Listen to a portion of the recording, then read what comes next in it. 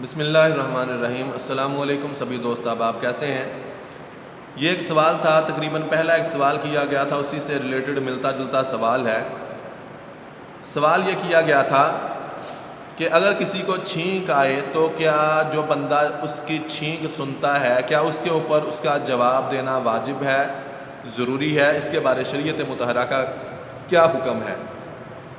تو دیکھیں، سب سے پہلے میں یہ عرض کرتا چلوں کہ جب کسی کو چھینک آئی ہے اور اس نے الحمدللہ کہا ہے اور یہ بات آپ کے کان میں پڑ گئی ہے تو اب آپ کے اوپر اس کا جواب دینا واجب ہوگا۔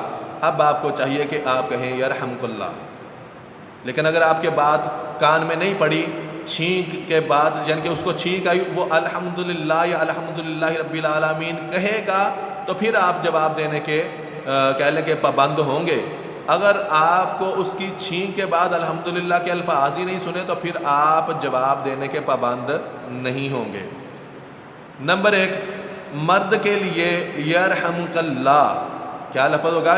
یرحمک اللہ یہ پڑھا جائے گا، اور اگر عورت ہوگی تو یرحمک اللہ کاف کے نیچے زیر کے ساتھ۔ جیسے ہمارے ہاں اکثر کہا جاتا ہے جب کسی کا شکریہ ادا کرنا ہو تو ہم کہتے ہیں جزاک اللہ، مرد ہو یا عورت ہو۔ حالانکہ یہ بات غلط ہے، جب مرد ہوگا تو جزاک اللہ کہیں گے، اور جب عورت ہوگی تو جزاک اللہ کہیں گے۔ یہ بات یاد رکھیے گا، اتنا فرق، مرد کے لیے جزاک اللہ اور عورت کے لیے جزاک اللہ۔ اور ایسے ہی دو یا زیادہ لوگ ہوں، جب ان کو چھینک وغیرہ آئے تو اس وقت جو ہم کہیں گے یرحمکم اللہ، یرحمکم اللہ یہ لفظ۔ اور ایسے ہی اگر زیادہ لوگوں کا شکریہ ادا کرنا ہو تو جزاکم اللہ، جزاکم اللہ۔ اور اگر عورتیں ہوں تو اسی حساب کے ساتھ، جیسے میں نے پہلے کہا کہ اس کی زبر اور زیر کا فرق پڑ جائے گا۔ اللہ پاک اس بات کو سمجھنے کی توفیق عطا فرمائے۔